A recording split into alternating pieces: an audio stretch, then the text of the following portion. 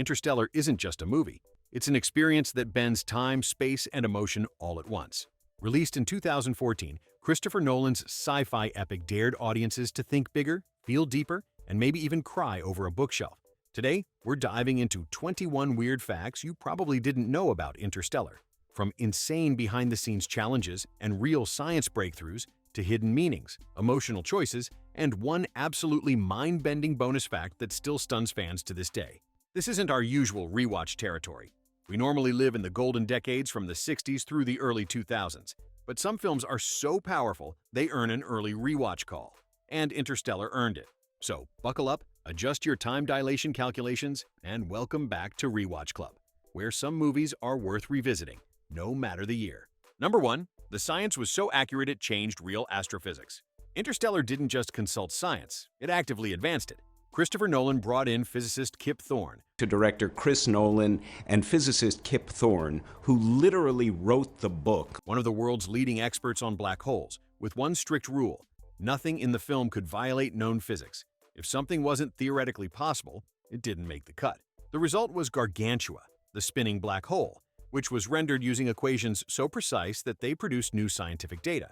In fact, the visual simulations created for the movie were later published in real scientific papers. That means Interstellar didn't just visualize science, it literally contributed to it. For a Hollywood blockbuster, that's almost unheard of. And it's one reason the film still feels unsettlingly real on every rewatch. Number 2. The cornfield was 100% real, and Nolan actually sold the corn. Most directors would use CGI for massive environments. Christopher Nolan did the opposite and planted 500 acres of real corn. They grew 500 acres of corn and even sold it for a profit. Yes, the cornfields surrounding Cooper's farm weren't digital. They were physically planted in Alberta, Canada, specifically for the movie. And Nolan didn't waste them. After filming wrapped, the production harvested and sold the corn, reportedly turning a profit. It's one of the rare cases where a sci-fi movie literally made money from agriculture. That realism matters more than you think. It grounds Interstellar emotionally, making the future feel fragile, dusty, and painfully believable. Fans from the 2000s say this detail made the movie feel less like sci-fi and more like a warning. Number 3. Matthew McConaughey didn't know his biggest emotional scene was coming. The infamous video message scene, where Cooper watches decades of messages from his children, wasn't rehearsed the way you'd expect. Matthew McConaughey knew something emotional was coming.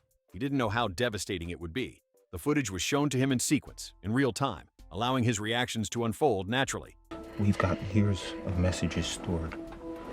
Cooper. What you see on screen isn't exaggerated acting. It's a carefully guided emotional ambush. McConaughey later said it was one of the most intense moments of his career, and audiences felt it instantly. It's the moment many viewers realized Interstellar wasn't really about space at all. It was about time stealing the people you love. Number 4. That ticking soundtrack is actually a countdown to death. Hans Zimmer's score is legendary, but one detail still chills fans. On Miller's planet, where 1 hour equals 7 years on Earth, the ticking sound embedded in the music isn't random. Each tick represents one full day passing back home. Every second you hear that tick, someone on Earth is aging, waiting, or dying.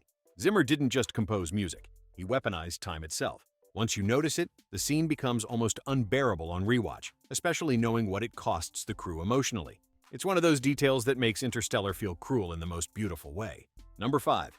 Anne Hathaway's love speech was the most controversial scene on set. Dr. Brand's monologue about love being a quantifiable force divided audiences, and even the production. Love isn't something we invented. It's observable, powerful. Some crew members worried it sounded too emotional, too soft, too unscientific. But Nolan stood firm.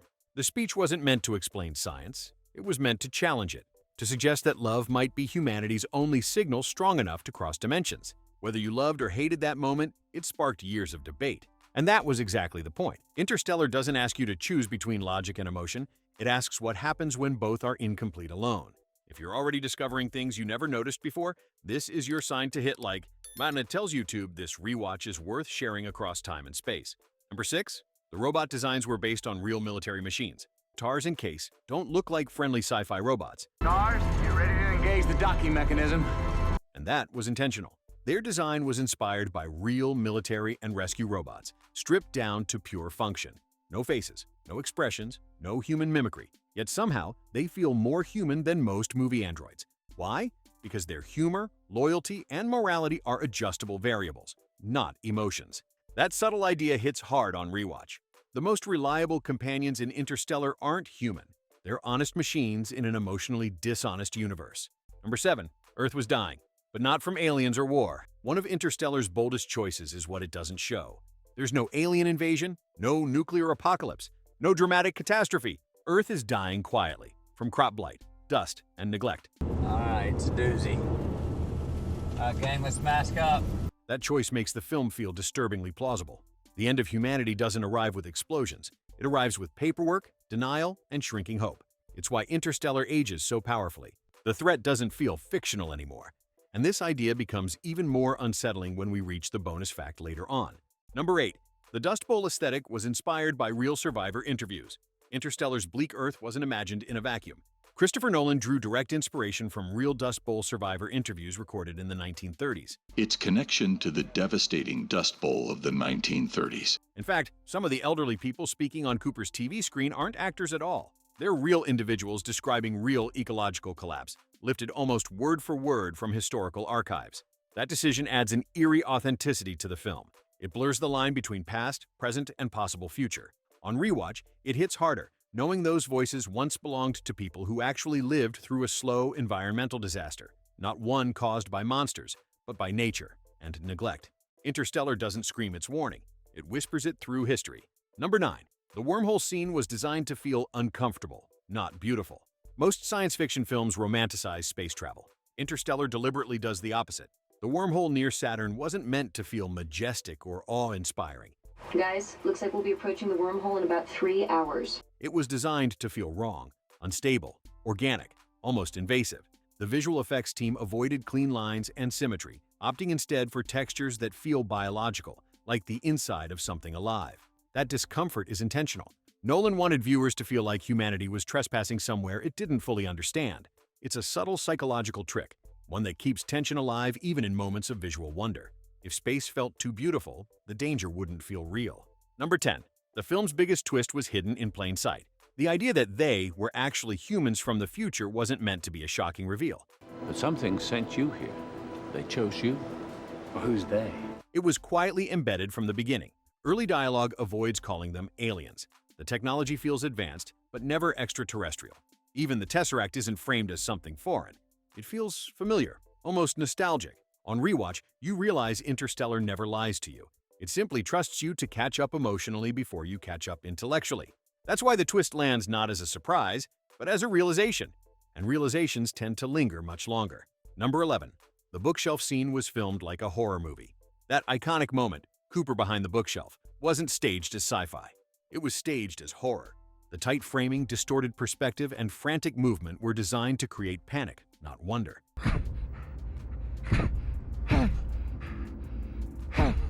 You're not supposed to feel enlightened in that moment. You're supposed to feel trapped. The idea of seeing your child in danger and being unable to reach her, that's the true nightmare of Interstellar. The fifth dimension isn't terrifying because it's complex.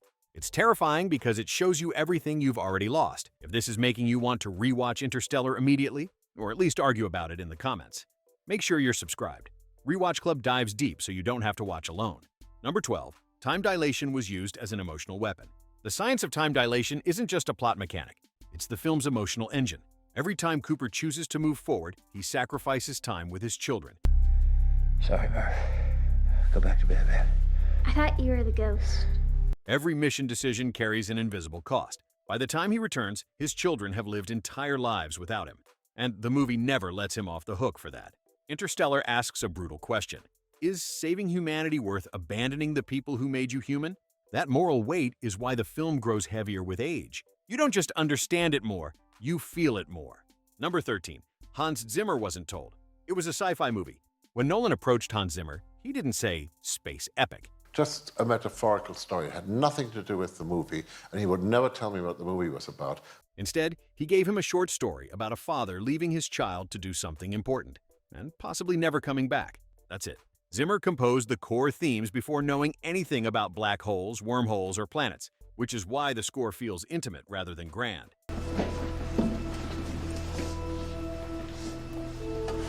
The music doesn't celebrate discovery. It mourns separation. That choice is why Interstellar's soundtrack hits harder during quiet scenes than during explosions. It's not scoring space, it's scoring absence. Number 14. The ending was designed to divide audiences on purpose. Interstellar's ending doesn't offer clean closure, and that was deliberate. Some viewers find it hopeful, others find it unsettling. Some feel inspired, others feel emotionally wrecked. Nolan wanted the ending to reflect the film's central idea. Hopefully in an unbroken period, in a sort of linear period, it's an experience to be had. Progress always comes at a cost, and someone always pays it. Cooper survives, humanity survives, but time wins, and that unresolved feeling, that quiet ache, is exactly what keeps Interstellar alive in conversations years later. Number 15. The film's true villain isn't space. It's time. Interstellar doesn't have a traditional antagonist. No alien threat, no evil empire, no cosmic monster. The real villain is time itself. Every obstacle in the film is shaped by time. Lost years, missed childhoods, irreversible choices. Even survival comes with a price measured in decades. On rewatch, this becomes painfully clear. The universe isn't hostile, it's indifferent. Time doesn't hate Cooper. It simply doesn't care. That realization reframes the entire movie. Interstellar isn't about conquering space. It's about negotiating with something that never negotiates back. Number 16. Dr. Mann was written as humanity's dark reflection. Dr. Mann isn't just a plot twist, he's a thesis statement. He represents what happens when survival outweighs morality, when fear becomes more powerful than hope.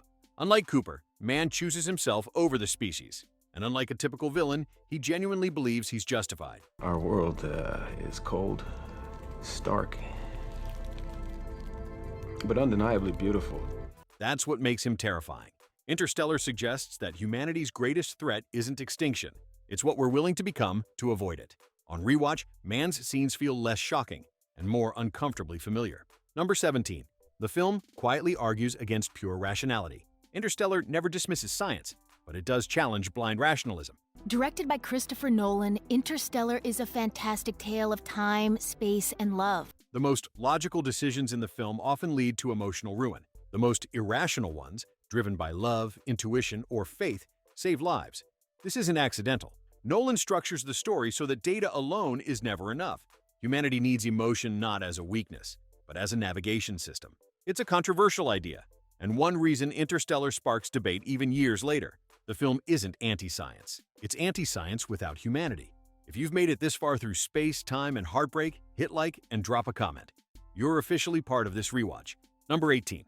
Murph is the true protagonist of Interstellar. Most people think Interstellar is Cooper's story. It's not. It's Murph's.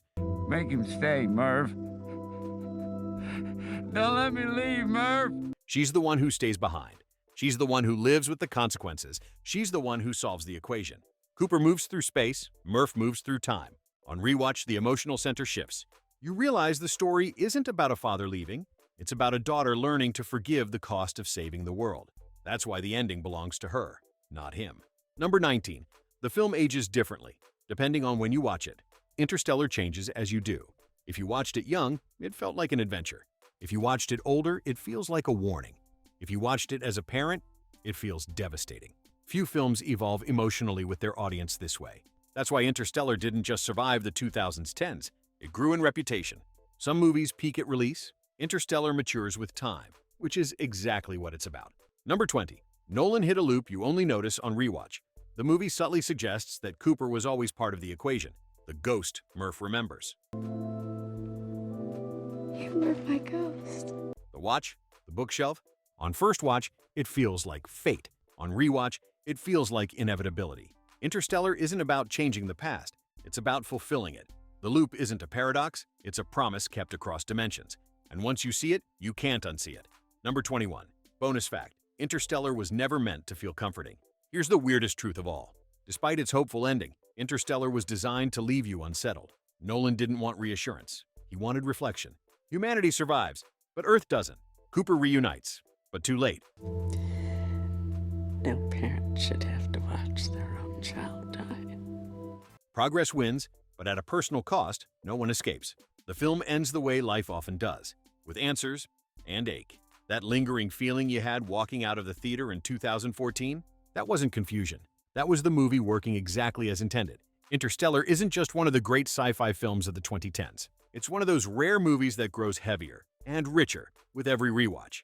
It asks uncomfortable questions about love, sacrifice, time, and legacy, and it never gives you easy answers. That's why it belongs here. So now it's your turn. Which moment from Interstellar still gives you chills? The docking scene, the messages, the bookshelf? Drop your memory in the comments. And if you believe some movies deserve to be revisited before nostalgia kicks in, make sure you're subscribed. No, welcome home, astronaut. This is Rewatch Club,